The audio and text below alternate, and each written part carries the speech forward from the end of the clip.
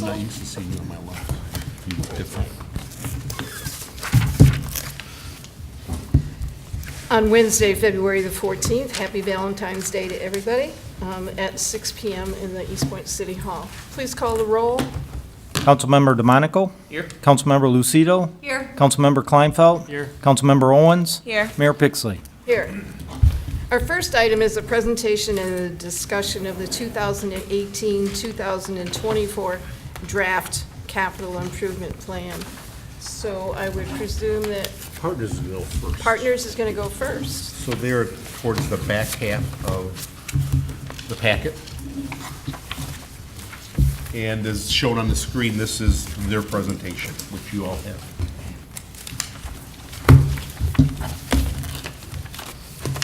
My name is Chris Gillespie with Partners in Architecture. This is Mike Malone with Partners in Architecture. And just want to give you a brief update of some of the projects that we've done in the past. These projects go back to roughly the year 2010, some of the other capital improvement projects. And the first project that we worked on was the DPW. We didn't do any work on this building last year, but you can see there a list of some of the projects in the past before last year. Some HVAC, some exhaust, and our new salt storage building. On the next page, you'll see some projects that are planned for the future. Nothing planned for 2018-19, but a few items there for the next few years that we've got in the works. Chris, if people have questions, should they do it page by page? Or- That'd be fine. Okay. Yes. What's the first item, what are we putting in the storage building behind the salt barn? What was the That reason for that? was a request by the city, I believe, for equipment storage. It was, Showmobile, right? Yeah. Showmobile. Basically, behind the salt barn, we tore down what was more like a patio type overhang because basically the structure fell down. That's what we were planning on putting back in there was the bigger piece of equipment like the showmobile, stuff like that is sitting out uncovered to give it some protection. And also they were looking at wanting to put like the hot patcher in its own little area so it was available and easy to access. That may be shifted as you see some of their numbers. The CIP for this year is still moving. We may be moving some stuff up based on our conversation that we're going to have next week, determining if there's some things that may be deteriorating faster than others. But that project is kind of for storage to try to protect our equipment. this has been a project that's been on there and keeps getting shifted, so. The next project is the Parks and Recs garage. And we did the metal roof last year, replaced the shingle roof and put on a new standing seam metal roof for roughly $142,000. A project that we have planned for this coming up year is some drywall repairs on the ceiling of that building. There were some water drywall repairs that were done within this project last year. There was more damage that occurred in the mezzanine area. So that, Excuse me, Mike, did we replace a roof on that in the last 5 years? It seems to me that, We did replace the roof, I don't know if it was 2008 or 9, somewhere in that range. but sometime in the last 10 years. Yes. So a lot of this drywall damage is from a leaking roof. Yep. And the shingles were defective. We tried getting the shingle manufacturer to do something, and they kept resisting. You know, they didn't really want to take any responsibility for it. We had it repaired 3 or 4 times, but they kept. Because I remember it being on the CIP for quite some time before Right. we finally said, let's just do the whole roof. Yep. That's why we decided on the metal roof too. It should last for a real long time. Okay, thank you. Talk about this one. The next building is the Memorial Park Building. And a few years back, we looked at doing some work here, and then it kind of got shifted off or whatever. So we reevaluated the building recently and figured that, you know, it's a pretty solid building. There's a lot of opportunities to use it. I understand the school district uses it or would like to use it. So we looked at maybe breaking up the cost into 2 phases. The first phase, kind of preserving the exterior of the building. All the doors are shot and rusted and barely can open. There was some health department requirements for the concessions area, which wasn't major stuff, but pretty much said you can't use what's in there. So we're recommending, gutting that area of the building, putting a new roof on, fixing the whole outside windows. There's some glass block windows there, but there's some older windows that we would pull out and replace with glass block. So that's kind of the first phase. The second phase would be to do the rest of the interior. The concessions would be in phase 1, but the locker room, really not locker rooms, just team room areas and storage room areas, we could do that in phase 2. So quick question, maybe for Joe. I just talked with Randy A. about it for a minute. I thought we did quite a bit of work on this building. I believe we did do, but I don't know exactly what was done. I know this sounds mine. I know a hot water tank was done. I know they had eliminated some things from the concession stand and done some, I think, new bathrooms would be the south side. And the showers. Yeah, I believe they put a new furnace in, so they replaced the heat and they put new ductwork throughout the building. So our numbers don't include any work for heating. That's taken care of. You're aware of what was done? Yes. And that, okay. Yeah. Yeah, we They- went they over and did a- looked at the building. So Yeah, they- Randy A. would know. They did a hot water heater for the building. They replaced one of the ceilings, I believe it was in the girls' restroom. They did some minor work for some of the sinks, I think were falling apart. They put some new sinks in, and a couple toilet partitions they repaired. There's really nothing new in there, and I think a couple lights, some exit lighting actually they put in there too. That's pretty much it. We think we can do much more with it. There's a whole lot more potential with it. I asked Mike to break it out this year into 2 phases instead of trying to take it on all at one time. And pretty much the philosophy has always been, take care of the exterior and then go interior. So we kept the same philosophy with this building too. There's been a lot of discussion about it. I wanted to bring it up and get your feeling on it. We think it's a great project to do, so. I had one question. In terms of, I know you said you wouldn't touch the heating and the ducts. The other stuff you mentioned, like sink, partitions, is all that going to be replaced with phase 2? Yeah, we would gut pretty much the restrooms, make sure they're handicap accessible, stalls and all new toilet partitions, new fixtures. So a few fixtures we can keep, but most of them have to come out. Do an epoxy floor. It's just a concrete, painted right now, but we do an appropriate floor finish in there. The ceilings, a lot of them are busted apart, so we'd replace those. We're assuming they contain hazardous materials at the time. It's a plaster ceiling, could have asbestos in it, we don't know for sure. So we budgeted some abatement, in those numbers too. We also think on the south end of the building that if we restructure some of the walls and stuff, it would give us ample storage in that building. Right now, it's got a wall. It's not load bearing, but it subdivides a very big area that could be utilized for holding supplies and storage down there. That would make a nice storage area for it too. Put a dual door or roll-up door on there so you could get your stuff in and out of there, and people could use it at that point. Right now, it's a cobbled up 2-room, and in one room, wasn't a lot of, just a bunch of junk in there. So we think we could repurpose that whole section. And Randy, I think that we need to mention also that following the school board meeting, there was some discussion about the scoreboard and the sound system and as well as the turf. So we've been looking at that, and we're looking at some service organizations to come forward with some additional funds. So we'll be talking about that because I think Rare has been working on that. So that can be a discussion for our next council meeting about those 3 topics, because those are things that we really wanted to work on. And what about including that building that's with like the bleachers? They were talking about, well, that'd be where the sound system is. Well, The two-story, what used to be the. Press box? The press box? Press box was replaced about 8 years ago. Oh, okay. Or Randy, was it 8 years ago? Yeah, it's been a while when we did the bleacher project, so, So apparently the problem that with the 8? sound does that sound right? is the speakers, and One of when the we first ones, replaced yeah. the light poles, somebody thinks that maybe a couple of the speakers left, but that doesn't make any sense, because when Yeah. the tiger cats are there, the sound goes. Okay. Oh, yeah, I remember us saying that. So we're during the following meeting. up on that.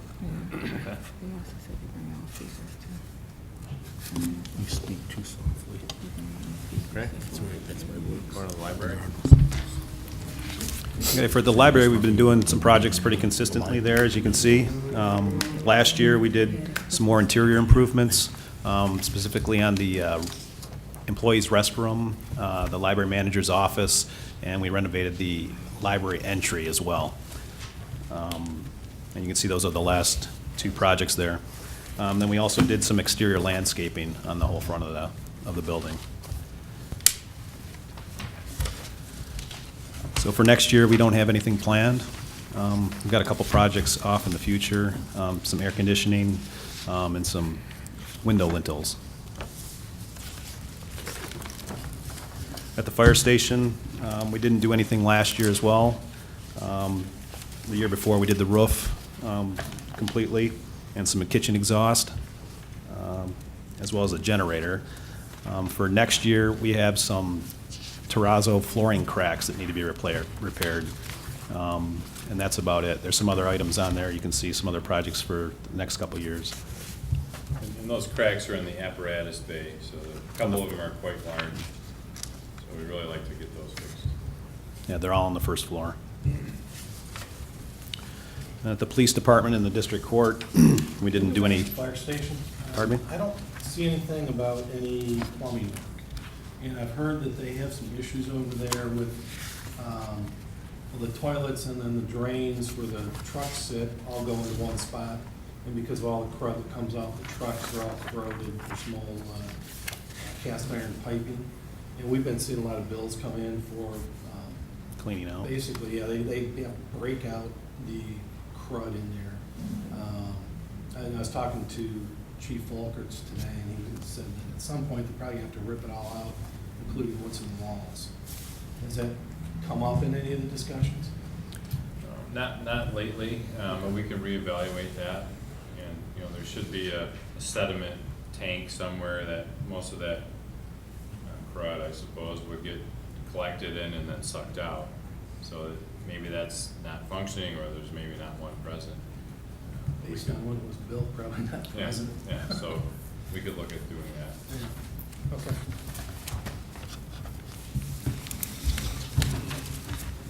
So at the police department and the court building, we haven't done any work there in the last couple of years. The last project was a parking lot. For next year, though, we are planning on doing some interior door replacements, mainly on exterior doors. There's also some interior doors that need some addressing, as well as one for the judge's chambers, which is included in there to rework his access from his chambers to the court. We're also looking at their, on the court side, and probably will evaluate everything, but the heating cooling system on the court side basically quit functioning. And at one point, they had like 100 degrees in there because the heating system just malfunctioned. So we are evaluating that right now and looking at it. So hopefully by budget time, we'll have some numbers to look at to see how we want to attack that. Have there Just- been, Yeah, go ahead. have there been any further discussions about court consolidation? I wasn't involved in them in the first place, so I don't know. The only discussion, I talked to the Roseville city manager last week, and to see how they feel about it, because really, not only do you have to have two willing partners. And he was going to talk to his counsel and find out, and I'm gonna wait a week or two about, you know, the state court administrator office, they will coordinate, facilitate, cajole, they will not mandate. that the Yeah. a merger occur. And I didn't realize it till about a month or two ago. For a merger to actually occur, you actually have to have legislation, because these court districts are set up by legislation. So it's a multi-step process. Our judge is extremely overworked, to the tune of, the latest study was, we need 1.8 judges. Yeah. They need, I believe, was 2.3 judges, and they have 3. But it's a good time due to the circumstance with our judges. One of their judges is aged out, and another judge is having problems personally. So now it seems like the stars are aligned that we need to talk about this. So I'm gonna wait a week or two, see if he gets back with me. And if he doesn't, then I think we ought to send a letter, probably talk about it at the council table, just to show that we are, I believe there's interest at council level, but you guys need to decide that. I think it depends. I think there's kind of two options. We can either all combine and just share workload without building a building or anything, or the second option would be building a new building, combining, and then putting the 3, 4 judges in one building then. And they may, I don't know the Roseville system, I don't know if it can hold 4 judges, but hopefully, be sure, would be nice to be a merger with no new But building needed. isn't it right now that part of the district court is in Fraser and part of it is in Roseville, and they're both claiming to be overcrowded? I thought, Fraser comes to Roseville, I believe, is how it happens. I know there's 2 court facilities. I think they only hold court at one. Do They you know, do. Rich? Yeah. It's the courthouse that's located across from the library off of Gratiot. Yep. So do they do probation and everything for Fraser over They in? are- Well, I know for a fact Roseville's probation officers are over there now. Frazier's probation officers may be located at a different facility, but all the Frazier matters, the city attorney's over there for both cities. They handle all those matters over there, and there are 3 judges presently. Because to build a new court by December, court building would just be craziness, and Would never I think the happen. mandate is effective as of December Well, 20th or something. they certainly have to schedule appropriately because there's limited parking over there. Oh, yeah. And our court here in our city is very, very busy, and it has very limited parking, and a lot of times, people have to park across the street and walk across 9 Mile Road, and as you can imagine, depending on the time of the morning or afternoon, that can sometimes be treacherous. And when we have snow and ice, it becomes even more so a problem. And that also limits the parking spaces in the parking lot as well when we have the snow buildup. But having a lot of people at one courthouse with limited parking, that would be interesting. A long time ago, when that problem of parking was really beginning to show up, when we switched over to district courts, the DDA bought a piece of property that's 3 doors down, with the idea that perhaps we could extend your parking into that area. And I think that property still belongs to us. Yeah, it's over in Roseville, it's very limited parking because you have the library, you have City Hall right there, and then the court, of course. And so there's a lot of people in one location, depending on what their needs are. I don't think there's a deadline by December, though. I It's thought just, it was, the It's original. There is a deadline, but I think it's like December next year or something like Yeah, that. they thought gave it- 2 There's- years from there's a- when they did the legislation. And I think that's just to For the Pass cities to say they want. to our do it. resolutions at each city. Yeah, I don't think we'd have to Doesn't be, have to merge or anything. It's just, Yeah. we have to I- agree we want to do it. Yeah, I only raise it now because I don't know if it would entail putting our judge over there, or it sounds probably not, but I imagine we'd have to pay into that, so I wouldn't want to pour money into this building and then 1 year from now have to pay Roseville and Warren, so. I could see maybe a half a judge or a 7/10 of a judge, or a judge coming over for a limited number of hours. It's because we do have that extra room, do we not, that's used by the magistrate right now in the court building? That room presently is not used by the magistrate. Ms. Hydette uses the actual courtroom when Judge Gertz is not on the bench. But that room is heavily used. It's used by both the city attorney's office and the county prosecutor's office for pre-trying cases. That room is also used if there is a jury trial. All the jurors assemble in that room, and then they come into the courtroom as jury selection is conducted. So that room is heavily utilized right So now. I think there's all aspects of that that we really have to study somehow, get everybody together. And maybe, I actually don't know what Judge Gird's, what his opinion is on it, so maybe next time you speak with him, if he has any strong feelings and doesn't want to consolidate or something like that, I'd want to know. So. I'll ask him.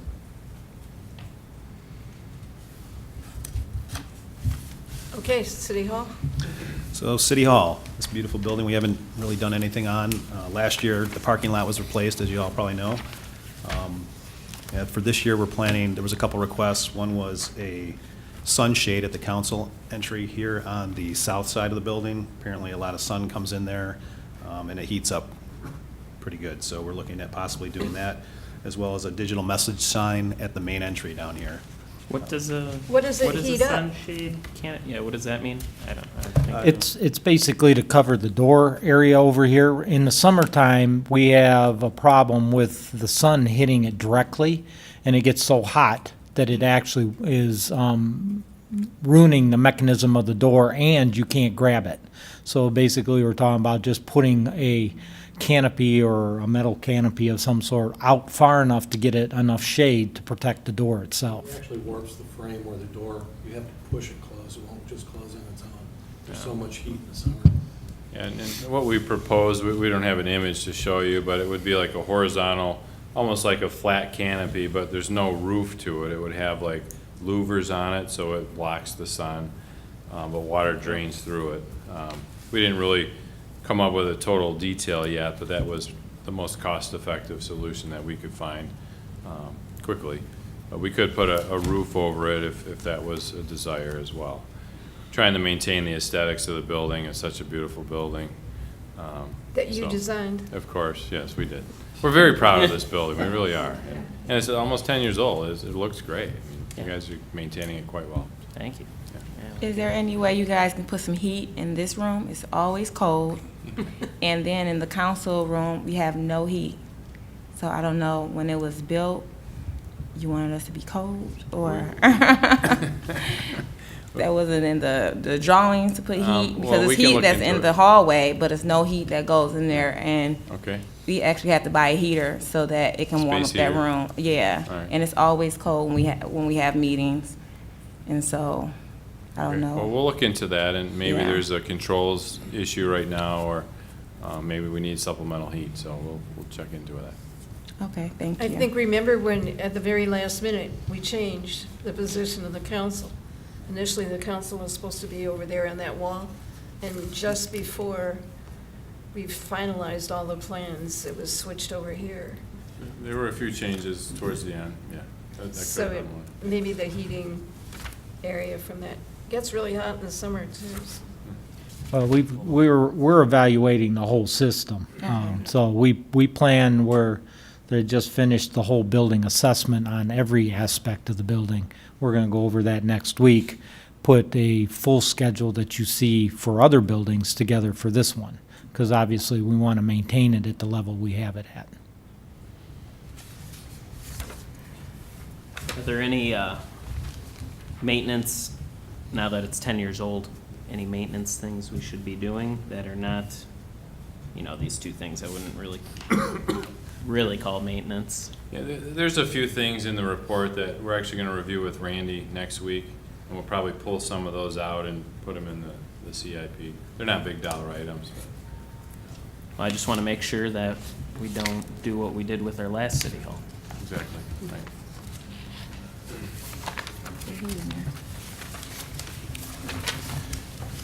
One thing on the finances for what we just went through is any of the library projects come out of the library fund, they are self-sufficient and they pay their own way. If we do anything related to the court, there's a court building fund that has some, I think it's about $123,000 right now, but the HVAC system that Mr. Altsman's referenced, that would come out of the court building fund. Everything else would be general fund, and we had targeted about $250,000 a year for capital citywide out of the general fund. So it's a matter of working these projects into that. Does the building authority only handle the bond payments? Yeah, actually, the building authority, with the bonds being defeased, or refinanced, I should say, actually, we need to do that. We need to do a quick claim from the building authority back to the city. But the building authority actually will have no properties at this point, once we quit claim this building back.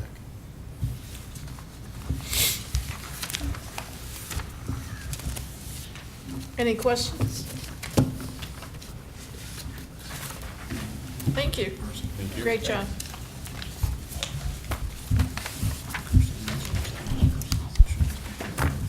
You know, I don't think this council realizes, what was it, 10 years ago, 12 years ago? That when you came forward and we did our capital improvement, I think the things for the city buildings was probably about 40 pages long. And we just had to pick and choose which was the worst and start at the top and work our way through. So what you're seeing is a lot of expert planning between partners as well as Randy to be able to complete it and get to this point. So I really appreciate all your efforts through the years. We appreciate being involved and having the city listen to our recommendations. And you had a lot of things going on when we first started back in 2006, actually. A lot of roof things, and I think we replaced every single roof on every building, tightened up all the exterior envelopes, done a lot of things. And a lot of it you don't see, but. And the 8-foot flooding in the old city hall. We moved off that and dealt with that, and so it's been. I don't know, we'll find Fiscally responsible on the city's part. Maybe you just need a little more. Thank you very much. Say hi to Dave. You guys have a great evening. Yes, ma'am. By the way, it is Mike's birthday, too. I was not gonna let him out of this. He wasn't gonna get out of here without me saying something. It's either their birthday or their wife's Right, birthday. birthday on Valentine's Day. How cool is that? One of my friends does, and it's That's all like, sorts of you holidays. just gotta get married that day, and then your wife's Once you get in, birthday, Yeah, anniversary, yeah. Valentine's Day's all one day. But if you make your wife mad, then that whole day is messed up for everything. Your birthday's messed up. Valentine's Day. So, Mr. Pangori, you're next. I am next. Steve, can you pull the microphone closer to you, please? Is that better? A lot better. We're recording it as well, that's Okay, most thank important you. for that. Every word of it. Thank you. We'll get rolling. As we did last year, and I think last year was the first time that we did a comprehensive presentation to City Council. We'll go through, as we did last year, quickly your water system, sanitary and combined sewer system, and then your local and major streets. Go ahead, Randy. Starting with the water system. Next page. Some facts. I'm not going to go through each one of these, but it's kind of a summary of the length of in miles and percent of the city that various size water mains are in your community, and then the total number of gate valves and fire hydrants that you have. Next slide. This slide represents the water mains that have been replaced in the city since 1987. You can see that you guys have done a fair amount of work in the past 30 years. This is just a pie graph that shows the same thing. Starting at the top, the teal color, that was the work that was completed in the last 5 years. About $10.3 million of replacements, replacing about 9.3 miles of main. The previous 24 years, there were 15.8 miles of mains replaced at a total cost of about $9.8 million. And then the rest of that pie, the 76%, that represents roughly the 78 miles of water mains left in the system that have not been replaced yet. These are the projects that are proposed for this year's 6-year capital improvement program. I won't go through each one of those, but the one that we're hoping in the 2018-19 year would be Donald from Topher to Stevens and Johnston from Stevens to 10 Mile. This slide represents an estimated cost of what it would cost today to replace the water mains that have not yet been replaced yet in the system. and it's a very staggering number. That doesn't mean all those mains have to be replaced tomorrow, but just a representation of what the value of the rest of the mains are in the system, and that's about $150 million. Can we back up real quick to Sure. the 6-year CIP? The part of Johnston, you mentioned Donald and Johnston. Uh-huh. Was Johnston also being reconstructed? Stevens at 10, I remember. Is that what we were? We'll get to that in the street Okay. part of it, but yes, the block from Hoss to 10 Mile, actually, we're hoping to use this year and next year's CDBG funds to reconstruct that one block. Okay. That's what brought that one as a priority for water main. Save a little money doing both at once. That and also the water mains under the road, we didn't want to do Oh, it's the under road with. Okay, yeah. yep. This chart, I hope I can explain this. This is another way to take a look at the rest of your system that hasn't been replaced yet. And let's look at the very first column on the left where it says outlasted. That column represents the lineal feet of water main that is currently in the ground that is greater than 90 years old. So that would be water main that was built in the 1920s. And that's about 117,000 feet of pipe, roughly 21% of your system, at a replacement cost of about $44 million. In the next column over to that would be the mains that were built in the 1930s that have yet to be replaced. So in the next 10 years, that 117,000 foot number is going to grow by another 45,000. And then the following 10 years, the mains that were built in the 40s that will reach their design life, another 46,000 feet. So it's just another look at what expenses that we have down the road in your water system. And that doesn't mean, again, that those mains have to be replaced tomorrow or next year. But just to give you an idea that you have that many mains that have already, that many feet of mains that have already exceeded their anticipated design life. What would be a normal life? 90 years. That is, Yeah. 90 years? Yeah. How long? 90. For the ductile iron and cast iron pipe that was originally put in the ground, it has a 90-year design life. That's the design life, and we do know that it exceeds that, but that's when it starts breaking and you start having problems with it. What about new piping? New piping is about the same. The plastic pipe, we get a few more years out of it. And did we use two different, I thought you talked about two different materials, we had PVC and something else, or what's the material? In recent years, we have started using PVC for main replacement. Prior to that, it was strictly ductile iron. Oh, so it's only been those two? Yes. Okay. Older There's- main was cast iron. Older main was cast iron, correct. Okay, that is different, okay. Yeah, and actually, you have about a little over half a mile of reinforced concrete pipe on Kelly Road.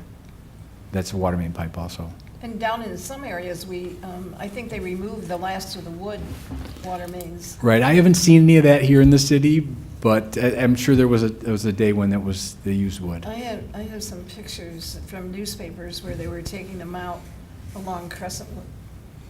Yeah, it's amazing. Harper Woods in their museum has a piece of it that they took out of their system many years ago, so I wouldn't be surprised if there was some here. I haven't seen it yet. I'd like to find a What piece. material are we Wood. talking about? Sorry. Wood. Oh, wood, sorry, I must have missed that. Wood. I think there's still some in some of the areas. Not active, but Well, it's probably in those areas that we haven't removed yet. I hope not. Try to fix that water main. Yeah, exactly. I need another tree. Howl that one out. Steve, you haven't been around long enough to install wood water main here, have you? No. Okay, good. Okay, I just wanted to make sure. That way, Michigan. Tough crowd. You could ask Mr. Rose. On Valentine's Day, Yeah, how about Mr. Rose? Was Mr. Rose here long enough? he might have. Okay. Don't tell him I said that. I won't. You might get demoted to number 2. Okay, on to the sewer system. Not that that's much more exciting. Just for explanation, this slide is actually a piece of storm sewer pipe that has a gas service bored through it. That yellow line you see there is a newer plastic gas line that was bored through the sewer system by the gas company. When we were doing the SAW project and cleaning and televising your storm system in the past couple of years, we found about 24 of these locations that existed. And Consumers Power did step up to the plate. They came out and they paid for the cost to reroute their gas service and also to repair the storm lines in those locations. So just a little side story on that picture.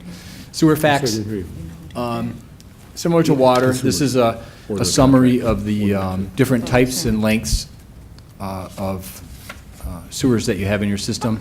And then at the bottom, the rough number of manholes and catch basins in your system.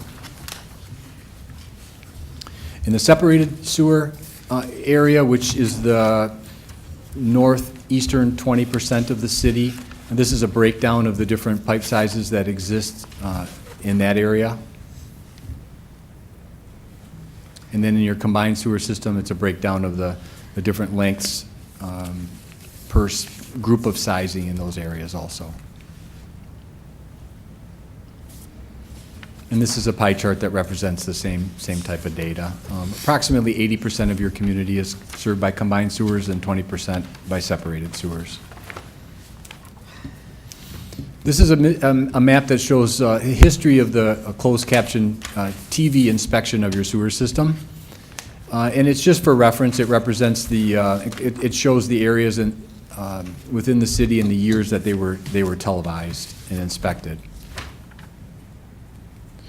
And then this slide picks up, it goes back a couple of years to 2014-15 and 2015 areas that were cleaned and televised, but then it also shows the remainder of the cities, what we hope to get budgeted and TV'd and cleaned in the next, or in the upcoming actually 5 years. I got a question. Sure. Why are we doing, like, I don't know what the reason, like, you have the red before the purple area. Like, what was the purpose behind choosing to, because there's areas in the purple section that you're doing in 2021 that haven't been looked at since 1985.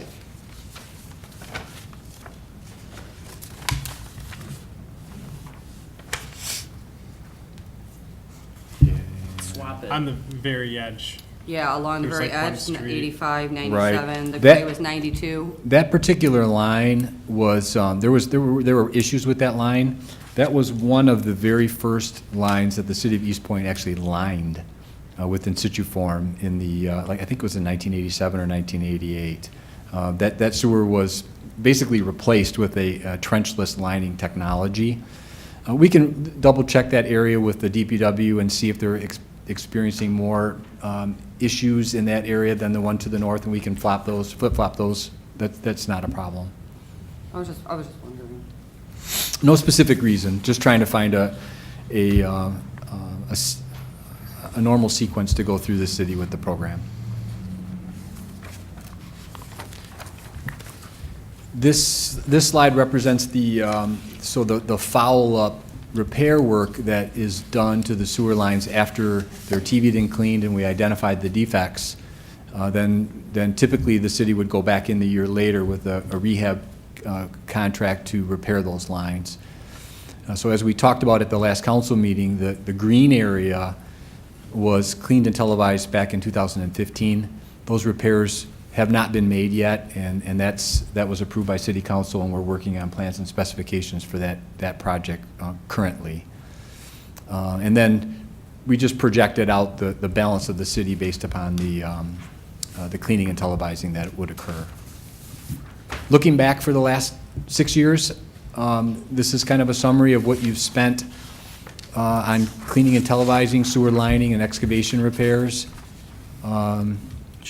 Spent a lot of money. Man, oh, man. Next slide. A lot of this was grant money, correct? Some of it was? The repair work was not. A lot of the cleaning and televising work was. And then I'm gonna start to talk about the SAW project. That's been going on since 2014. That was a 3-year grant program that we received nearly $1.2 million from the state of Michigan. It was essentially 90% of the cost was paid for by this grant.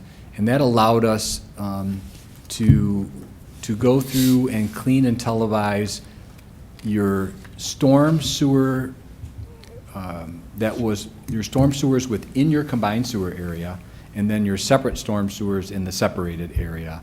So there was a wastewater asset management plan that looked at all the sewers, storm sewers in your combined area.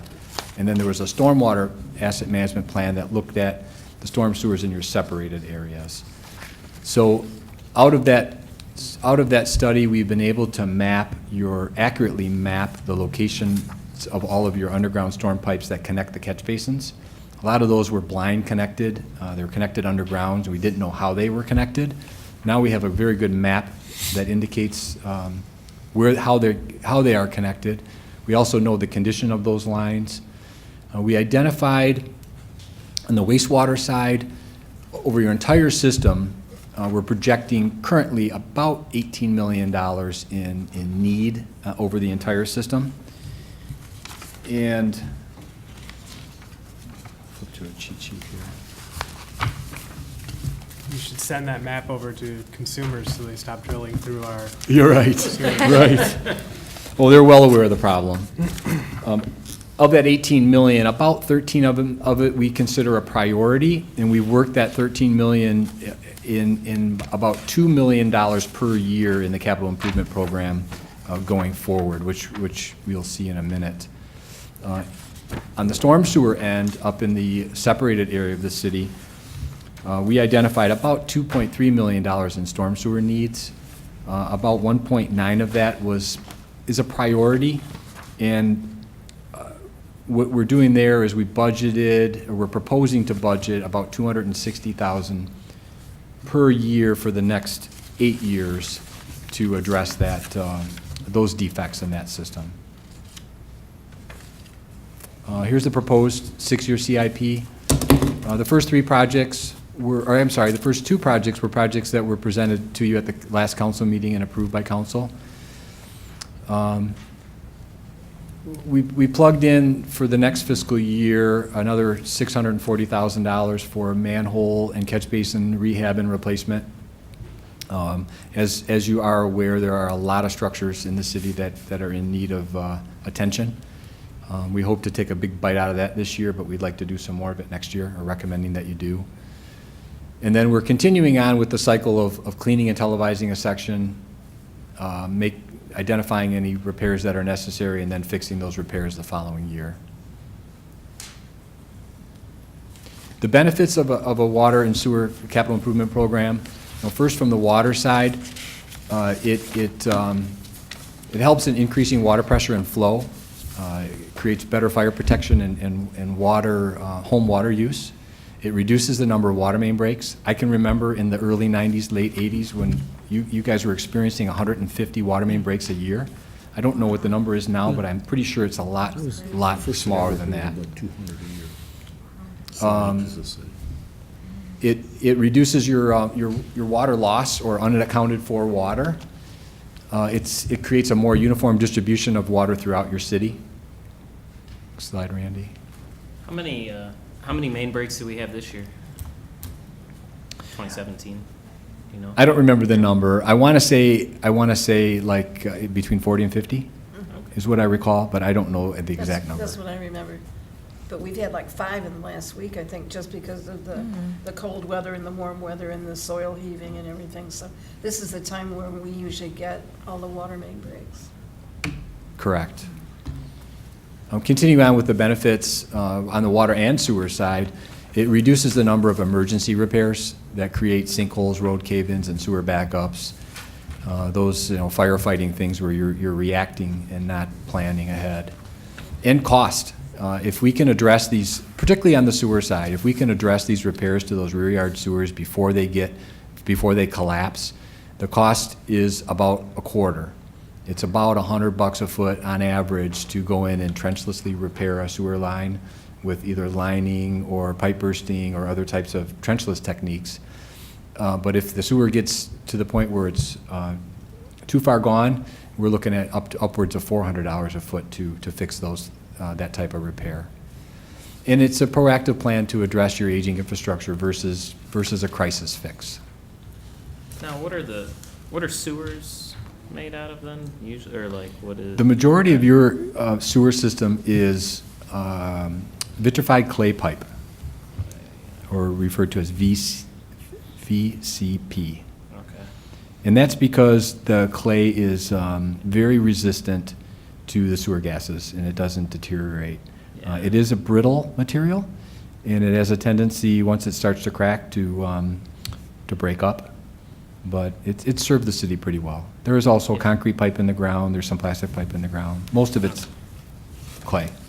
So if we weren't doing the lining or so if you do pipe bursting, are we putting the same material?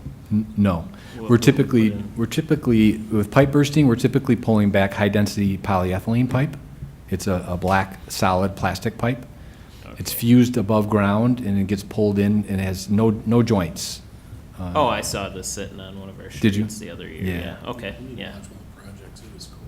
I didn't see it put in, but they were getting ready to. It's a very, very awesome, if you're an engineer, I guess, I would call it awesome. It's I pretty usually cool. do software, but I guess I could do pipes once in a while. Okay. Streets. Major and local streets. Some street facts. About 20% of your system is comprised of your major roads. And the remainder, 80%, is your local roads. This is a snapshot. I'm going to go through local roads first. This is a snapshot of the local roads that have been either resurfaced or reconstructed in the past 6 years. Yellow was last year. There was a little tiny piece of Raven that we did using block grant funds. That was the extent of the local road program last year. And this breaks down those same streets that are shown on the map and a rough cost of what those streets cost. As far as the 6-year CIP for your local roads, for this year and next year, we're hoping to use this year and next year's block grant allocation to help offset the cost to reconstruct Johnston from Hoss to 10 Mile, just the northern block of that section. We were thinking originally that could be resurfaced, but the condition of that, its recent Pacer rating was a 3. It is in bad condition and it can't be resurfaced. It needs to be reconstructed. So we're hoping to pool some block grant money to make that happen. And then for the remaining 4 years, or 4 years, we've plugged in a number. Whether or not there'll be funds available to do that amount of work is yet to be seen. But we're hoping to be able to do that. There's a lot of need on the local road side, but very, very little funds. On the major roads, a little bit different story. The majority or most of your major roads are eligible for federal funding, and we've been very successful in securing federal funds to mostly reconstruct, but in some cases resurface your major roads. Last year's project was Topher from Gratiot to Boulder. Next slide, Randy. That project, total cost was about $1.6 million, and there was about $1.15 million in grant federal dollars that came to the city to support that project. And then you can see, going down the list, the other recent major streets projects that have been done. As far as the CIP goes for major roads, this upcoming summer, the next section of Topher is planned from Boulder to David. That project is currently being let by MDOT. Bids are expected to be received on March 2nd, and we hope to start that project in mid-April. The 9 Mile Refuge Islands is on the CIP. I know it's on your agenda for your next council meeting to be discussed. And then we've also are proposing to do some pavement marking on your major roads I think there was a project that was presented to council earlier this year that would have re-striped or remarked all of your major roads. We were proposing that that be split into 2 fiscal years. We do half this year, this upcoming year, and then half the following year. Would that be for that special, Recessed? scored marking? Or The recess marking, yes. Do you Now, we know- should probably wait on 9 Mile till it's reconstructed, or no? We don't have, currently, the only way that we're going to be able to afford to reconstruct 9 Mile is with federal funds. Right. And we do not have, it's not on a tip yet. We haven't secured funding for that. So it's really a guess as to when that will occur. And before we do the street, we would need to do the water main on 9 Mile. Okay. So there may be no stripes left on 9 Mile by then, unfortunately. Steve, the tip plan is out to 21, Yes, it is. so there's no federal funds until at least 21. Correct. That's correct. Okay. Except, very often, at SEMCOG, we vote on adding some because some projects aren't done. They essentially need to have all the engineering done and completed before it goes out. And very often, there's 5 or 6 that are deleted, and then they add additional, so. We're hoping, at the federal level, they've been talking a lot about an infrastructure program. We don't know what that's going to look like yet. I know when President Obama was in office, he had I think it was a $1 trillion plan that he rolled out. We ended up getting, we replaced a section of Kelly Road with that fund, with those funds. So we'll be aggressive if that opportunity presents itself and try to chase that money. Aside from that, Macomb County gets about $14 or $15 million annually for the entire county, and they distribute that to the cities and villages. And we have been pretty successful in getting at least one project a year. Kind of a side question, when it comes to Macomb County, do they do the same thing we do with a rating system and choosing what roads to do? I'm thinking of 10 Mile, wondering if that's on their radar, or if you would have any idea. Probably not, only because it was resurfaced not too long ago. I know it was, but it's Jeez. It's this because, winter is done. The outside lane but right, on the east part. it cracked the week after they reconstructed it, or they didn't reconstruct it, just resurfaced. Resurfaced it, It right. cracked the following week, and they never went back there to fill in all the cracks. Well, they didn't do And it's- Kelly to 94 either. And that's the No. part that's terrible. That's terrible. Yeah. Oh, yeah, that's the part That I'm needs to be Yeah. reconstructed completely. It wouldn't be a bad idea to express those concerns to the road commission, and I could certainly do that on the city's behalf. Or, I don't know- on I don't- I second could go thought, you yell, can yeah. express our ideas to the commissioner, the county commissioner. Right, there you go. There we go.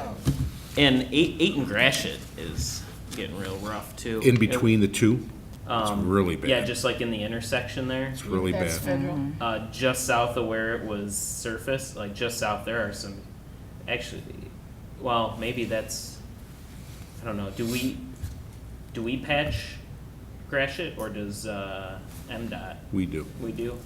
We should probably do a couple just north of, there's one that's like this big and like. You're talking about in the intersection? This one's just north of 8 Mile on Gratiot, right, they resurfaced it to like, 40 feet from 8 Mile. They didn't go quite all the way, and there's a couple, issues there. It's, and in the intersection, it's crumbled a bit. I think it, There's the person it was right last year though, I thought it was fine. I think it's, Yeah, we're aware of it, so. okay. We'll be patching tomorrow, Oh, okay. Well, that's a quick turnaround. Thanks. hopefully. Yes, I would. Unless it rains. Okay. She planted trees with us. She was over to watch with us as well.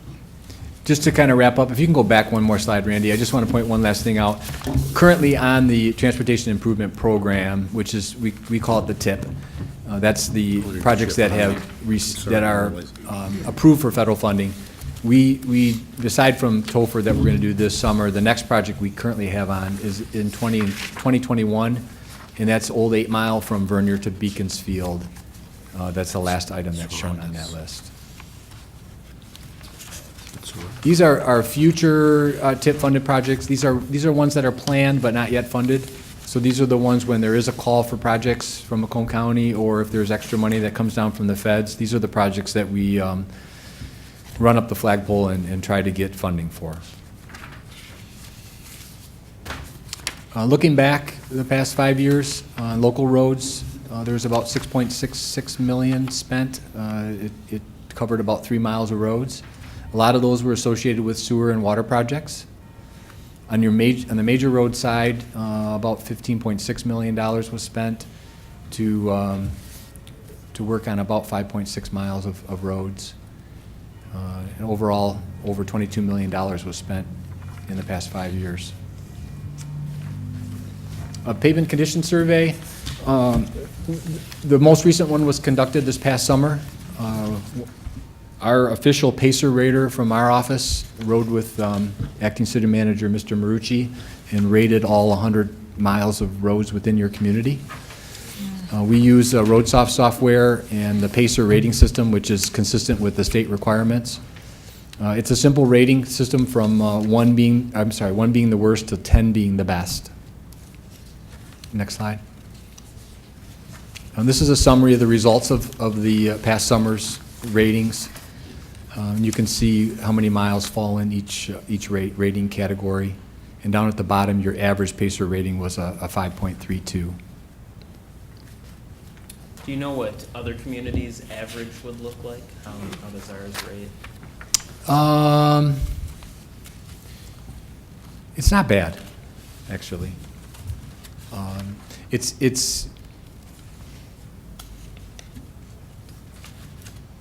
So I thought just a quick look at this. I know the streets that are gray and 5, I think are in pretty decent shape.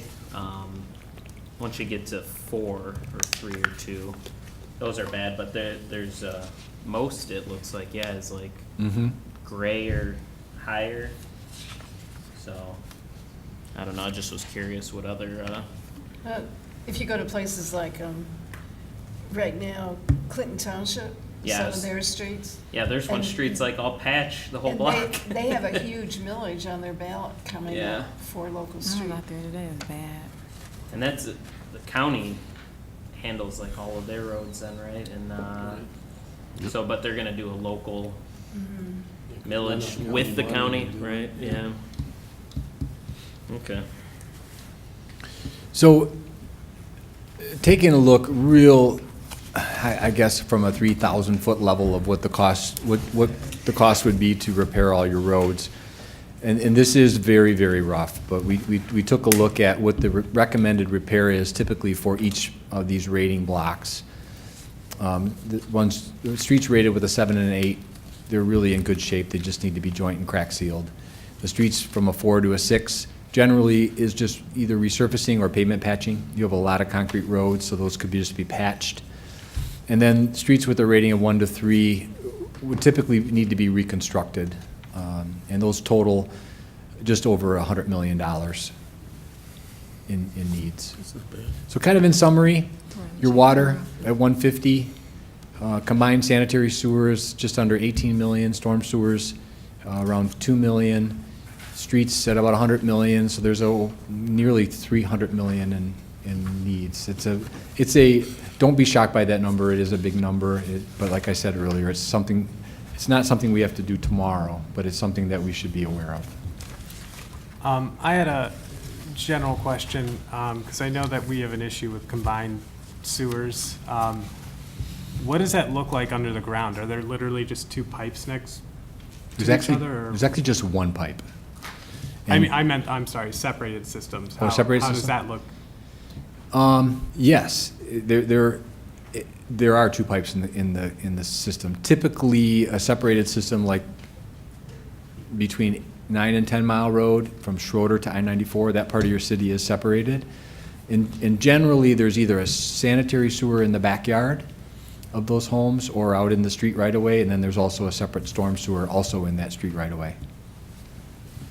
I remember I asked, like, because you'd prefer it separated, right? That's correct. Of course, the preference. When we rebuild, I know I asked this before, but is it not really possible to, how does it go again? Can we leave a second pipe in the ground until we have enough pipe to connect it all to the rest of the system and have a? So in a lot of cases, your combined sewer line is in the backyard of the homes. Mhm.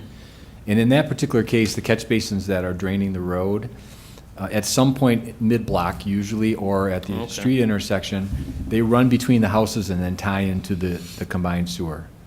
So if they were to be separated at some point in time, you could bring a separate storm line down the road and pick up all those catch basins. Okay. The big problem is we don't have an outlet, and we're a couple miles away from the lake. And to build an outlet, a big, large diameter pipe over to the lake would be very, very expensive. Oh, and we can't hook So into the rest of I it. just came from a meeting today they have a master plan now that it's come from the county drain commissioner. Mhm. Because one of our big problem is even if you try to separate a lot of things, there's no capacity down at Chapatin. So there's a big plan now. There is a canal right next to Chapatin, and they're going to probably expand that and create an additional space within the retention basin. So we have to talk more about that, but the plan is there. It's going to cost us $100,000 for them to do the plan, supposedly. So, but that's the first step, because no matter if you separated things, Right, if we don't have capacity. if you don't have the capacity, then you can't transfer. So can we not connect anything new then to that northeast corner, even if we just did some blocks around it, or how's that? There are some scattered catch basins in that area that are between blocks. What they did at the time they separated that is they went up and down the east-west roads. Okay. Forest, Toss, Semrau, and picked up the catch basins at the intersections. And if there was a catch basin in between the blocks that went behind the houses and connected to the combined sewer, they never separated those. So if we reconstruct a road, Raven, for example, when we did Raven, the basins in the middle of the block, we put in a new storm line and connected those to the storm system and separated those away. Okay. It doesn't help, I shouldn't say it doesn't help. It helps, you're still getting credit for that 20% of areas being separated. So it doesn't help you from a rate perspective, your sewer rate, but it is taking more water out of your combined system. If we have an opportunity to separate a catch basin, we will. Okay. In the design. And I had another question. I noticed that we still have the reservoir in here. Have you? I don't know if the sizes are different, the materials are different. Can a reservoir that was ever built for water ever be used for sewer? It probably could. Probably could. I don't know. Just don't reverse it. Yeah, right. Make sure you disconnect the water line. It could be used for drainage. Could be used for drain. Well, you would still need an Separated? outlet. It could be used for, it could be used like the Chapatin Basin for temporary storage Correct. of sewage, Yeah. and then pumped back out into the system. Yeah, so we don't have basement flooding or something. Is that right? Yeah, I don't know, it's at the upper end of your system. Your system pretty much all drains to 9 Mile Road and then east out of the city. So having a basin up on the northwest corner of the city, I don't know. We'd have to take a look and see whether there'd be any benefit, whether that would help at all. The How other would problem water too is work it's too, then? elevated, so it's actually bermed out of the ground, so you'd have to somehow find a way to get the water to it, which may require pumps, which would be costly and Lots and lots of pumps. yeah, might not be cost effective. It was a thought I had during because I don't think we're going to do the water thing conversation at the county. I didn't raise it because I didn't want to offer it if, you know, we don't want to turn it into a sewer basin or something like that. But I didn't know if that'd be a viable option or if it's ever been done, so. Yeah, I mean, it's a watertight concrete structure that's in very good shape. Actually, the structure itself, each time we've inspected it, it's in very, very good shape. So it could hold sewage water, but whether, from an engineering perspective, whether or not you could get the water there could be a challenge.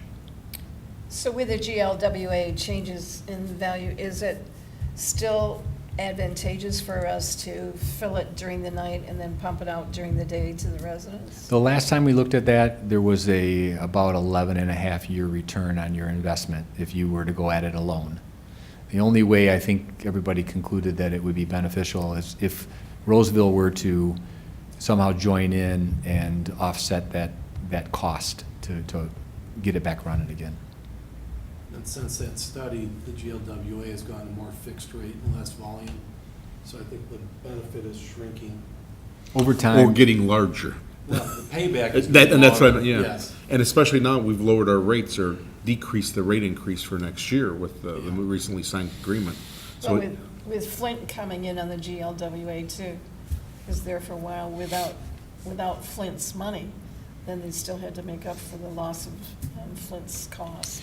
right, they have a fixed cost associated with getting water to all the suburbs, and as people drop off, or as more of them start storing at night and taking that cost benefit, then it's going to cost everybody else more money. So if everybody went to storage, then there would be no benefit for anybody. So if this room was chock full of residents talking about their water bill, what kind of advice could you give to them about how they could reduce their personal water bills? Make sure that they don't have leaky tanks in their toilets. That, believe it or not, can be a huge costly event for people if they have a tank running, or even just a sink.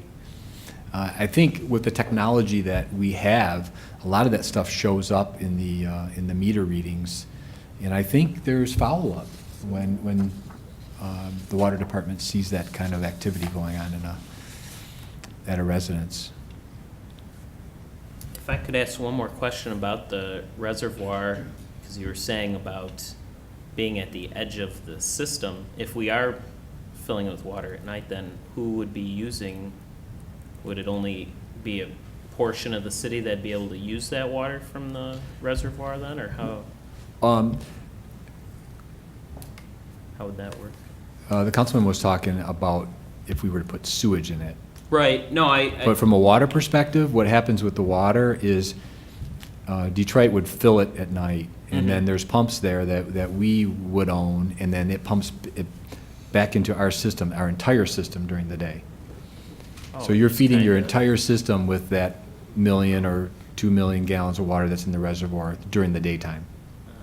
I guess I don't understand how that works. to look at it as another connection like Aiton Gratiot fills the system, that would help it. And the benefit of that is Yeah. you're not actually drawing it from Aiton Gratiot live, you're Right. drawing storage, so it keeps down that, what is it, peak hour, Correct. which is the big killer in the rate. Right, I'm just picturing if water comes from 8 Mile, goes north, but then it wouldn't come back south from the reservoir. That would But keep I the guess system that, You okay. can fill in your bathtub at night and just draining it in the morning. Exactly, just Go draining it right in the back. morning. Oh, I get that part, I Yeah. just didn't think it'd come all the way back to, Yeah. 8 Mile or something then. The water system is all pressurized, so it's being pushed by either pumps from Detroit, or if we were to store it here, we would push it from our own pumps. Okay. Joe, I didn't entirely understand what you had said about the Kelly connection. Is that just a no-go for? No, it's not a no-go. It's, we need to explore putting our PRV, which is in the ground and has been taken out of service since about 2013, whether we can make it operational again. The Detroit one on 8 Mile is not doing what it should be doing. So we don't want to open up the connection until, we're 99% sure we're going to probably have to reconnect our PRV. Isn't that one relatively new? The one on the The 8 Mile? Detroit one Yeah. is, but it's not acting properly. But the one at Kelly is not new. I know the one, Right. don't think that one even, I- I assumed that. Yeah, we were hoping that the one that Detroit put in on 8 Mile would eliminate the need for us to rebuild the one at Kelly. But what they're telling us, Joe and I were down to meet with them last week, what they're telling us is they're seeing a 9 to 10 pound fluctuation in their pressure, and they're not 100% sure why. They suspect that it's kind of lining up with the times that St. Clair Shores is filling and pumping out of their reservoir. So they think there might be a connection, but they're still evaluating that. And we wouldn't want to connect to the system at that point and have our system react or have to react to a 9 or 10 pound difference in fluctuation over the course of one day. That could create some more water main breaks and problems. So until that's solved, or if we can either rebuild our current PRV or put a new PRV down at that location of our own, we would probably suggest that we not open that connection back up. So Steve, I remember when Greg Bound was coming and talking about that PRV pump. I know the 8 Mile was on our agenda for a long time, but the other one, he turned it off, as I recall, because it has so many problems with it, and he was having a difficult time getting it parts, so the whole thing would have to be rebuilt, in your mind? You know, I'm not 100% sure of that, Mayor. When, back in 2013, the guts of the PRV were actually taken out of the PRV and taken to the DPW. I don't know where those are at and what condition they're in, and whether or not that PRV could even be, if those guts could be put back in and it could work. Because I remember Mr. Brown coming and saying initially that he wanted to replace different parts for the one at 8 Mile Road, and then he said he couldn't find the parts, and then he said he couldn't find people to even refabricate the parts, and That's- so he kept pushing. That is true. And in particular, I know that to be the case at Gratiot and 8 Mile Road. That one there, he was at wit's end trying to repair that one. I'm not sure about the other one. Do you know the age of the other one? It's been out I of think it's service in the since- late 50s. That's- 59, 58, somewhere in that ballpark. Oh, my God. So even if we repair it, it's not technologically advanced like the one at 8 and Gratiot, which is super sensitive. So, but again, I don't know, I texted you, it's like, we're gonna explore, we believe the company's still in business that has the 8 and Kelly, that we bought the 8 and Kelly one. And they're substantially different, correct? 8 and Gratiot's a station. It's Oh, much yes. larger. Yes. Is Yes. the only benefit just preventing like interrupted feed of water The like main, we had with? the main benefit is stabilizing the pressure. That's what PRV is, a pressure reducing vault. So you set the pressure, and that valve maintains that pressure. But you're saying In your about system. opening the second one, or just about having the PRV in? No, general? opening the second one with a PRV of our own that works would stabilize. It's better to have two feeds coming into the city. It would help at times when, like, for example, when that PRV did go down, when that car hit the Right, car hit hit the the controls, pole and and lost if power. that one had to be shut off, then we would still have another feed that's feeding the city. So it wouldn't have been as much of an emergency if we had a second feed open. So talk to me about where Detroit has its major pumps. So the pump for the one at 8 Mile and Gratiot is actually near Detroit City Airport, as I recall. It comes in off of a Connors pumping station. I think it was off of 8 Mile and Shaner, the northeast. That's what the GLWA told us. That large building that sits way back on the south side of the street that's behind a fence, looks like a prison. I thought all the water came under the median in Gratiot. It does. It does come down, it comes down 8 Down 8 Mile, the Mile. median. Comes down the 8 Mile median from that station. Oh, yeah, what you're saying sounds familiar from our RTA discussions. I Yeah. thought they mentioned, if 8 Well, Mile because had there to was a be- lot of discussion about the RTA going straight down the median, and it would be Right. covering over the water supply. in the water supply to Eastpointe and Roseville, I thought I saw the drawings where were right next to each other running parallel. Yes. Down Gratiot or 8 Mile? I heard Gratiot. Down Gratiot? Mm-hmm. The Roseville main is in the median. Our mains are on the outsides of On the the road. outside, right. Our PRV is in the center of the median down at 8 Mile Road, but then the main jumps out to the larger main on the west side, and then there's another main on the east side. We have two mains on the west and one on the east, actually. And that was one of the big reasons why I was so upset with the RTA coming straight down the median, or even on the lateral side of the median, was because it was covering over not just our water supply, but also the utilities. So if you supposedly have an RTA where they can change the signals and everything, you don't have any chance. And if the PRV was to have a problem, then how would you ever get down there to repair it, like we've had to do a couple times in the last 12 months? So Steve, some of us are going up to Lansing to meet with our legislators with the Michigan Municipal Conference coming up. So what would you like us to talk to legislators about? More money. In what areas do you think we have any chance? I think there's a big, I think in general, the state is focusing on infrastructure. I think there's a lot of attention on infrastructure. Now, whether or not, the problem really that I see is the money has to come from someplace. If it comes from the federal government, that means more federal taxes. If it comes from the state government, it means more state taxes. If it comes from the local government, it'll mean more local taxes. I don't see how we can get around the problem without increasing taxes. I saw a presentation about a month ago that was very, very interesting that kind of describes the phenomenon that's happening all over this country, where we had developers come in the 40s and the 50s and the 60s, and they built these subdivisions, and they said, I'm going to build this road, I'm going to put in the sewer, I'm going to put in the water, and then I'm going to give it to the cities. And they're like, oh, great, that's fantastic. Well, unfortunately, we didn't do a good job of banking money to maintain that sewer, that water in the streets. Now the problem has come right in front of us, full force. We've gone through a couple of generations. All of that infrastructure has either met or exceeded its life expectancy, and we have to pay the piper. And that developer's not there today that put it in originally. We're left here holding the bag. So somehow we need more funds to. How we're going to get those funds? Unfortunately, I think it's going to end up being a tax.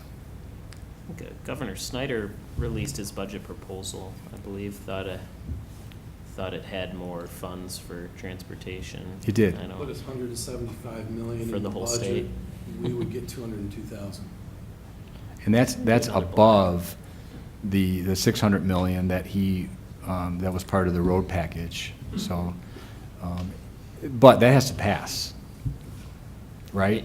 So that's 800 million more than like this last year would have been? Well, Is that what you're saying? that's to get to that 1.2 billion a year. He was phasing that in over 3 years, so we were seeing increases every year for 3 years. The 175 million that he's proposing is over and above that. Okay. So that equated to how much, Randy, that we would get? 202,000 for Eastpointe. Now, the other thing to keep in mind is our road money comes in 70% major, 30% local. And you can see the miles, it's 20% major and 80% local. And local has been our problem, funding-wise. There just is not enough money to do local streets. And most of our projects in the past have been tied to a water main or a sewer project where that picked up the tab for the road repair when you ripped it out.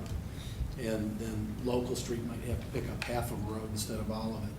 But that was the only way to do any local street, as well as the CDBG money, tying that in. But if it wasn't for CDBG or water sewer projects that affected the road, we wouldn't have done anything. streetwise, local streetwise. So, Maybe one item to talk about is also, they're proposing a state income tax decrease of 0.1%, or maybe, I think I've even heard 0.2%. I don't know what that amounts to, but individually probably doesn't amount to a lot, but collectively probably means a heck of a lot when you look at 10 million people in the state.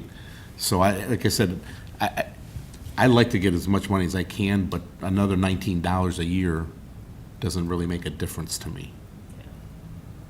But everyone not paying $19 a year makes a heck of a lot of difference to all of us. So did you calculate how much revenue sharing we're getting this year? no, I haven't found the numbers yet. Still working on that. Trying to think what the projection even is. I think the projection was 2%. Yeah. From your projection, I believe it was 2. Yeah. So Steve, you might want to, in talking about money and how hard it is to get money, you might talk about how elated you were getting the SAW grant after how many years of trying? Yeah, that was a good find. Three years, I think, that you put in for SAW grants before, and 1 year they promised it to us and then took it away? I don't recall that, but it took us, I think we were on the third round of SAW grants before we got funded. It's, we try to keep our eye open for those dollars that are coming down from any level to try to assist our clients. And we've been pretty successful in that. We'll continue to do that. Just the opportunities seem to be getting less and less. Scary times for everybody. We're seeing a lot of our, I shouldn't say a lot, some of our clients are going out for local millages or bonds for their roads. That seems to be the only way that the communities are making up that shortfall in local road revenue that they just don't have. So what communities do you know of that are going out for millages? Grosse Pointe successfully passed one. I think they're Grosse Pointe Woods or Farms? Grosse Pointe Woods and the city, Grosse Pointe City. Grosse Pointe Woods did a bond. Grosse Pointe City did a millage, 15-year, and they're in, I think, this upcoming is year 4 of that millage. Their millage generates about $825,000 a year. Jeez. Of course, they only have 20 miles of roads. So their system is a little different than yours. Oh, boy. I think, Mayor, you mentioned Clinton Township is looking at potentially doing some type of a road millage. I think it's on their ballot. St. Clair Shores has had one for a long time. They've re-upped it a couple of times through the course of time. One of the things, we mentioned that your average PACER rating is 5.32.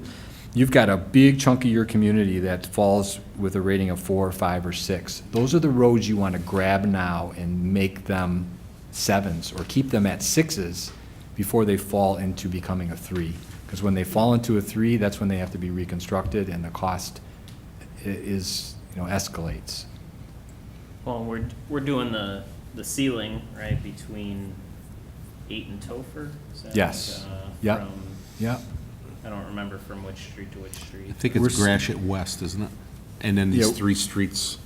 We're starting at west city limits and we're going as far east as we can with the money.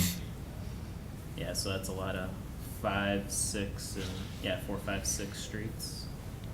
Ooh, one's 8. Okay. Yeah, I think that's Lydia. We wouldn't do a street, I mean, if it was one that was recently reconstructed, we wouldn't do the work on there. Any other questions?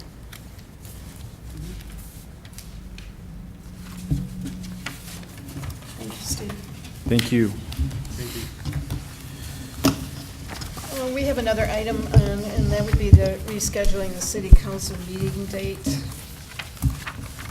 think Linda put something in this. Madam Mayor, I'll motion, I think we discussed the date last time too, then to reschedule the Eastpointe City Council's second regular meeting in March 2018 from Tuesday, March 20, 2018 at 7 PM to Tuesday, March 27, 2018 at 7 PM, and direct the Deputy City Clerk to provide proper notice of the meeting date change in accordance with the Michigan Open Meetings Act. Do we have support? Michael, Sure, support. please call the roll. Councilmember DeMonico? Mr. Murphy? My only comment is, you saw how large the last agenda was, because we were in a 5-week month.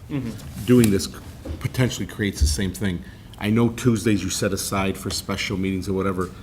Is there any chance of just moving it one day versus 1 week, staying in the same week? Otherwise, the whole idea is try to keep your agenda at a reasonable length of time, so discussion. I mean, the conference is Tuesday and Wednesday and goes over till Thursday.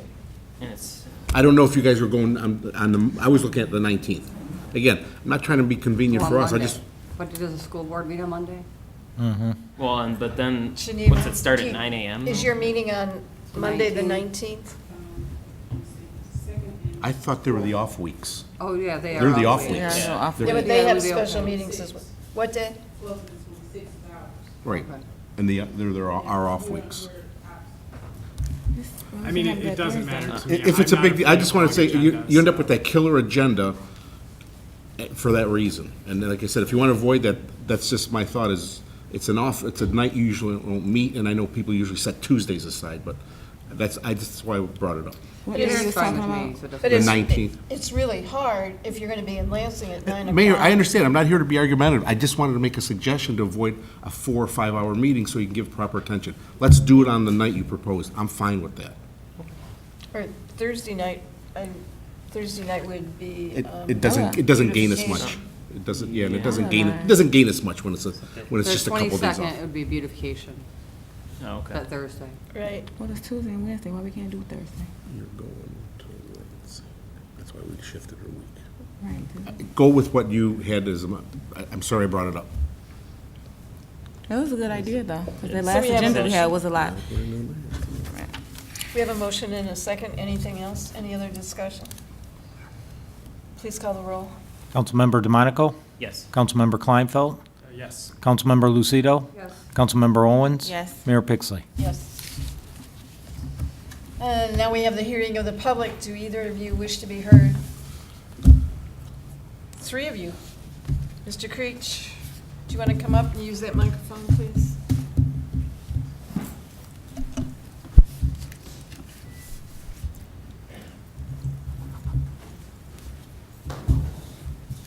Yes, yes, Madam Mayor. You can sit down. Okay, thank you. Join us. You know, we stood right here, and this CIP just about went as good as the last one last year. You know, we're talking about hundreds of millions of dollars, not just, just simple dollars, but every once in a while, all I do is make minor statements. The same as the gentleman said right here, it's what they call maintenance. It's something we don't do. This whole city doesn't do any kind of maintenance. We have no preventive maintenance. If you look at our school districts, we did every one of our parking lots. They never caulked or sealed one of them. They're 10 years old. They're flying apart. Our parking lot right out here in our city hall, we caulked it one time. It was 10 years old. It flew apart. As I said, to throw bad money after good or good after bad anymore, I'm tired of it. I look at the thing, there's nothing we can do about water and sewer. It's underground.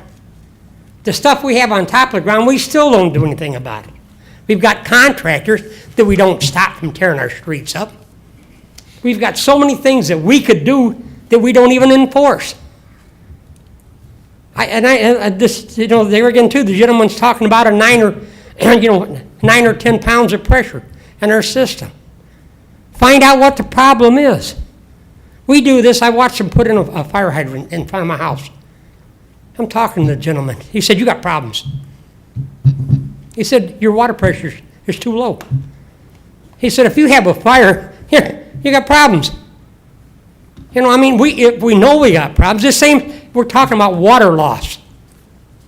How can we lose 7 to 18 or 20% We lose 2 gallons for every 10 that comes in from the city. We know we've got problems. But I come up and other people come up and we talk about them. What are we going to do about them?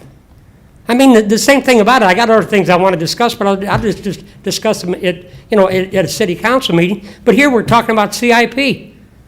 Let's stop throwing bad money after good or good money after bad. Let's get to the root core. We have dollars and cents, black and white. You take it and you put it together. This is what we spend. This is what we lose. When you're talking about 20% loss, it's crazy. You have 30 seconds. Thank you, Madam Mayor. But I tell you, council, please, look at the situation. You see what's going on.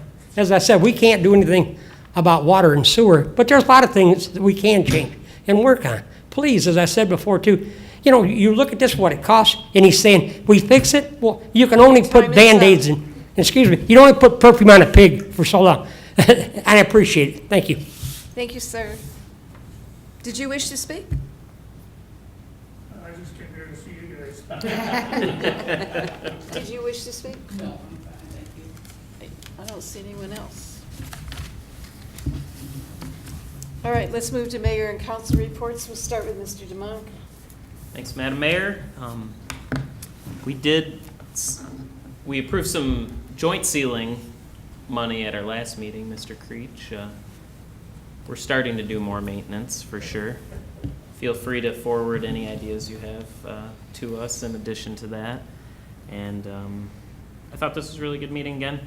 I think something we could do every year, at least gets a conversation going about obviously the biggest ticket items in the city, the different buildings and streets and sewers that, we spend most of our money on. So besides that, I'm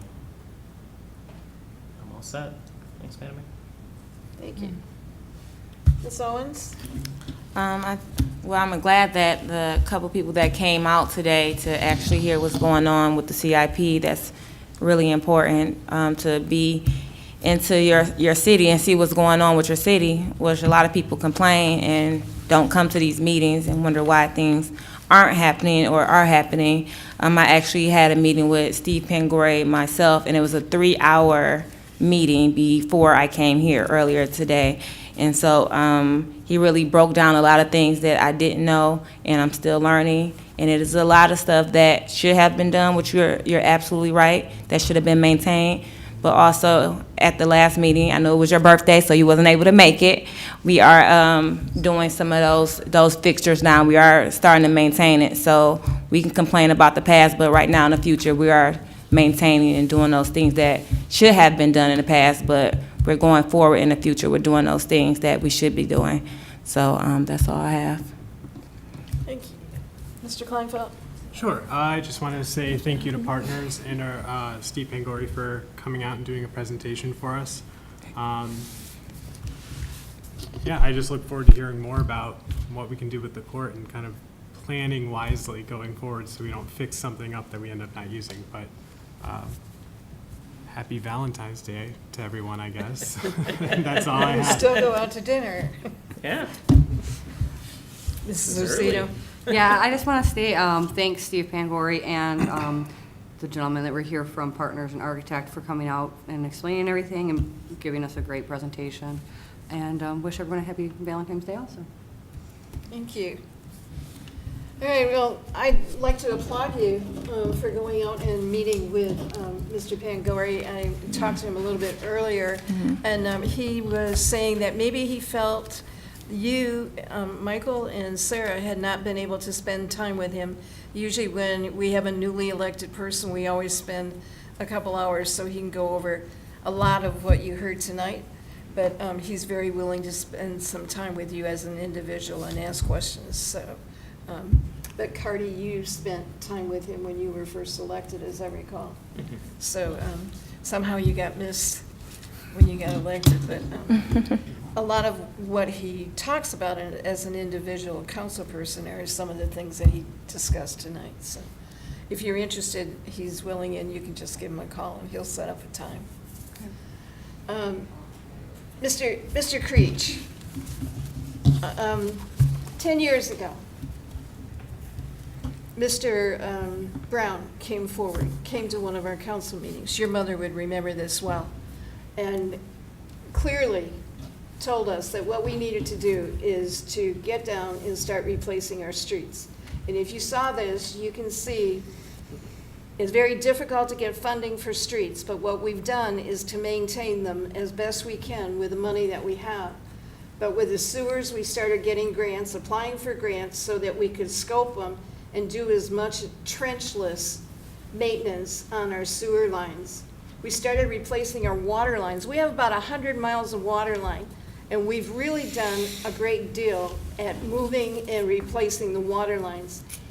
And I defy you to look at some of the things from 2005 about the condition of our buildings, and then come back and tell me that we haven't done anything to maintain the buildings. And I'm not saying they don't need more, but I have to tell you that through the work of the architects, we've come to the point where all the roofs have been replaced, the heating and cooling has been replaced. We've done a tremendous amount of work, and it's only because it was a plan that was established with partners, with Randy A and Randy B. And they've done a fantastic job of maintaining our buildings. So I really, really am opposed to you coming forward and saying that we don't maintain anything. So that's my spiel for tonight. Happy Valentine's Day. Everybody go home and enjoy a great dinner. Thank you. Meeting, I'll take a motion for adjournment. So moved. Support. Move and support. Please call the roll. Councilmember DeMonico? Yes. Councilmember Kleinfeld? Yes. Councilmember Owens? Yes. Mayor Pixley? Yes. Councilmember Lucido? Yes.